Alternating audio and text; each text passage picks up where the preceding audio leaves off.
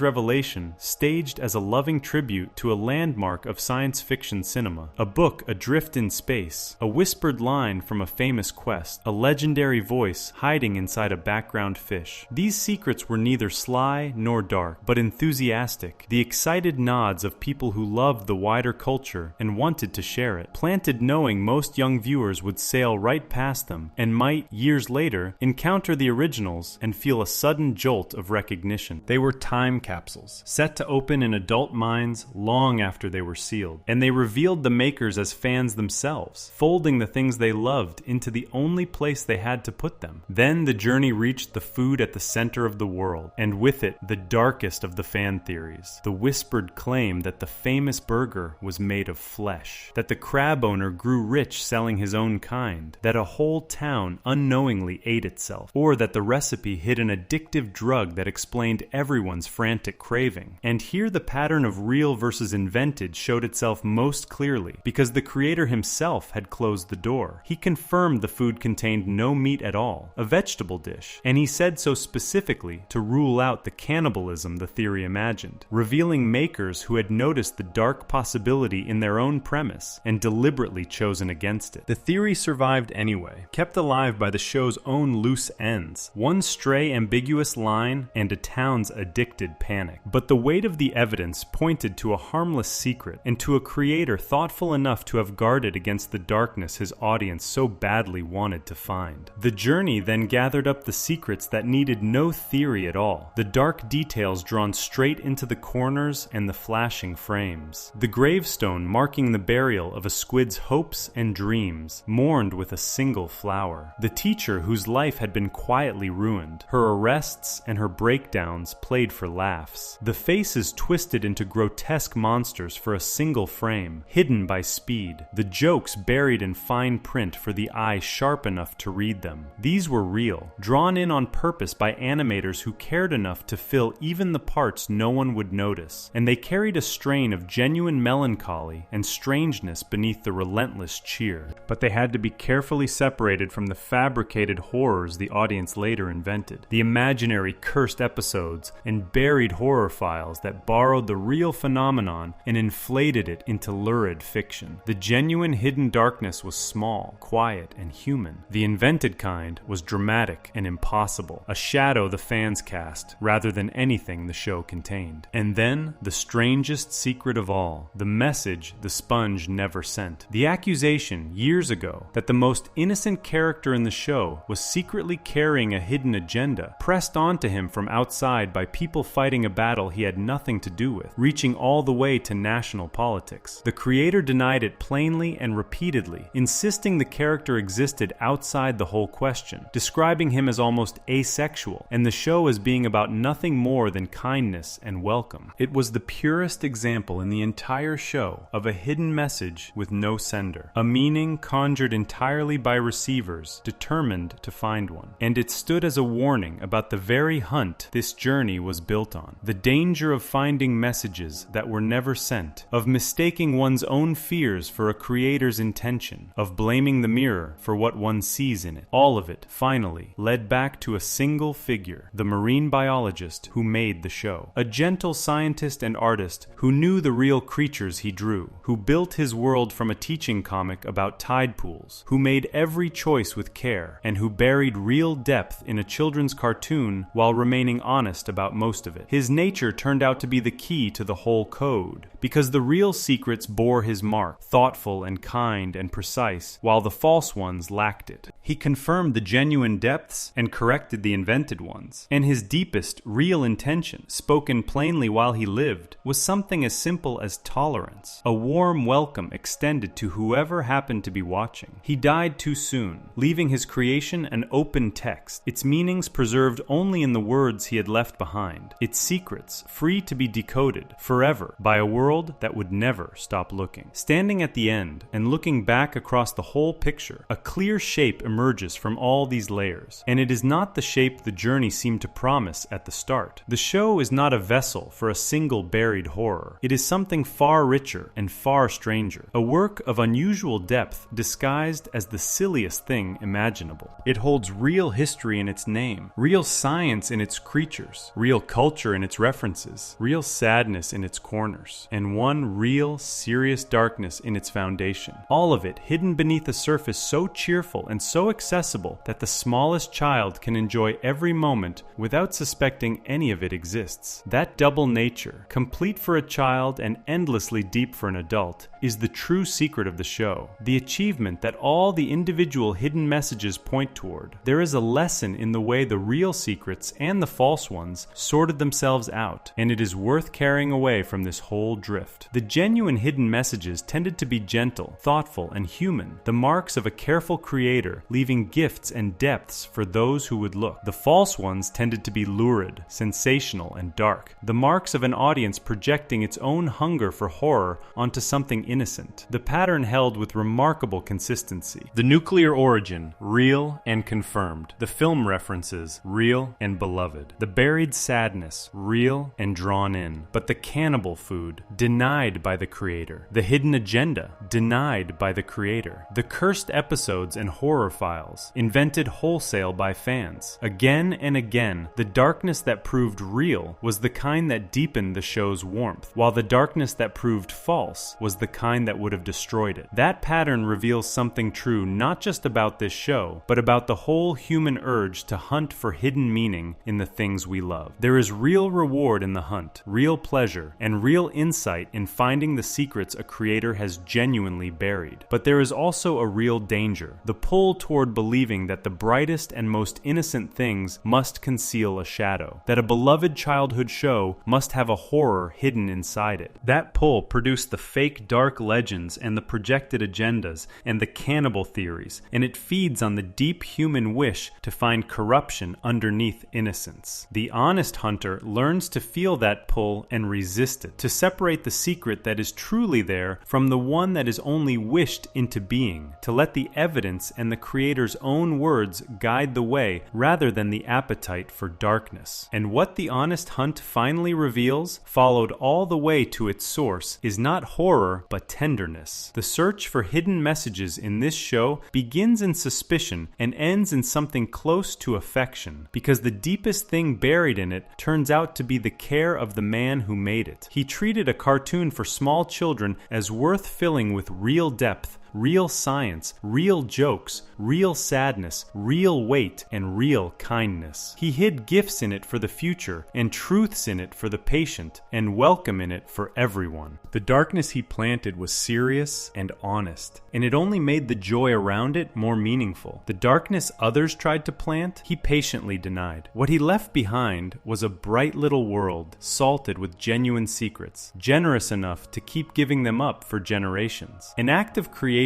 so careful and so warm that decoding it in the end means discovering how much love went into it. So the whole hidden picture of the show comes to rest not on a secret that frightens, but on one that comforts. Beneath the double meanings and the buried history and the layered readings and the ghostly references and the dark corners and the strange accusations, beneath all of it sits a gentle man's intention to make something warm and funny and welcoming, and to fill it with more depth than anyone would ever demand of a cartoon. The fire under the water is real, and it gives the show its weight. But the kindness at the heart of it is more real still, and it is the thing the whole journey was quietly leading toward all along. The sponge, it turns out, was never hiding a horror. He was hiding a whole world of care, left behind by someone who loved the ocean, and loved his craft, and wanted, most of all, for everyone to feel at home in the bright little town he built. There is a peace in arriving there, at the end of so long adrift through so many secrets. The mind that set out looking for the darkness underneath the cheer finds, instead, that the cheer was mostly honest, and that the darkness, which is real, only deepens it rather than betraying it. The show can be enjoyed exactly as it always was, as a silly comfort, a bright and gentle place to rest, and now also as something more, a work of quiet depth made by a thoughtful and kind man, holding real history and real science and real feeling beneath its surface, generous enough to reward a lifetime of looking. Nothing about the hidden messages spoils the show. If anything, they enrich it, turning a childhood favorite into something that grows deeper with every year and every rewatch, its secrets unfolding slowly for whoever cares to find them. And so this long, slow drift through the hidden messages of the show comes gently to its close. The whole strange picture finally assembled and settled. The winks and the theories, the fire and the kindness, the real secrets and the invented ones, all of it laid out and understood, all of it drifting now towards stillness. The bright little town keeps running its silly stories, salted with the genuine gifts its maker left behind, waiting patiently for the next curious mind to come looking. There is nothing frightening waiting at the bottom of it, only depth and care, and the quiet warmth of a creation loved into being by someone who wanted the world to feel welcome in it. That is the whole hidden picture, and it is a gentle one, a fine and restful place to let the eyes close at last. If you enjoyed this video essay, make sure to subscribe, and I'll see you in the next video.